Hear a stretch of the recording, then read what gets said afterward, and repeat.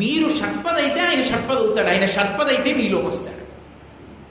ఎలా వస్తాడంటే శంకరుడు చెప్తారు శివానంద లహరిలో, భృంగిచ్ఛా నటనోత్కట కరిమదగ్రాహీ స్ఫురన్మాధవాహ్లాదో నాదయతో మహాసితవపు పంచేషు నాచాధృత సత్పక్ష సమనోవదేషు సపున సాక్షాన్ మదీయే మనోరాజీవే భ్రమరాందిపో విహరతాం శ్రీశైలవాసీ విభు. ఇక్కడ హృదయము అనబడేటటువంటి కుసుమమునందు, హృదయ పద్మమునందు భక్తి అన్న మకరందం నిండిపోయిందనుకోండి. శ్రీశైల మల్లికార్జునుడి భార్య తుమ్మెద భ్రమరాంబ, ఆడ తుమ్మెద ఎగురుతుంటే భర్త మనుష్యుడి రూపంలో వస్తాడా? ఆయన ఓ గడ్డు తుమ్మెద, మగ తుమ్మెద రూపాన్ని పొందుతాడు.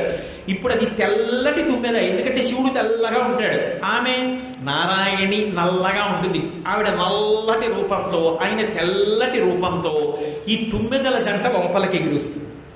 ఎందుకని? ఈ పువ్వులో ఏముంది? భక్తి మకరందం ఒకటే ఉంది, అందులో విషయ సంబంధాలు లేవు. ఆ తేనె తుమ్మెద ఒకటే తాగుతుంది, పక్కనున్న కప్పా చాపాకి తెలియదు దాని రుచి.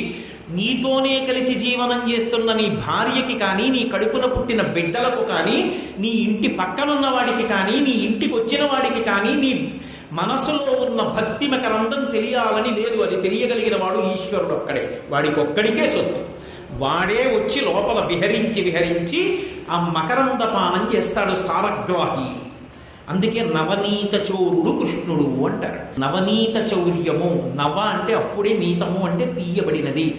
భక్తి పండి ఆ ఒళ్ళు పులకరింతలొచ్చి లోపల ఏర్పడిన మకరందం ఉందే, కంగుల వెంట ఇటువైపు నుంచి ఆనంద బాష్పాలు కారిపోతుంటే షట్పది అయి 5 ఇంద్రియములు ఇక్కడే ఉండగా లౌకికానికి తెగిపోయాయి.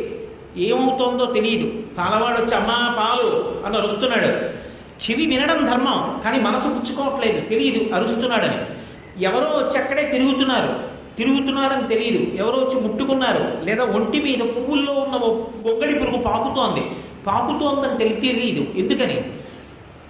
ఆయా ఇంద్రియములు ఆయా లక్షణములను ప్రకాశించిన మనసు తెలుసుకోదు, మధ్యకవాటం తెగిపోయింది. అది లోపల ఉన్న ఇంద్రియ శక్తుల్ని పట్టుకుని తుమ్మెదై భగవంతుని యొక్క అవయవాల మీద వాలిపోయింది. అది షట్పది. ఇప్పుడు శ్రీపతి పదార విందే, ఆ శ్రీపతి యొక్క పాదార విందముల యందు నా మనసన్న షట్పది వాలిపోయింది. ఈ స్థితిని పొందు సుమా చెప్పకుండా మనకి చెప్తున్నారు శంకరాచార్యులు వారు. అది జన్మకి సార్థకత.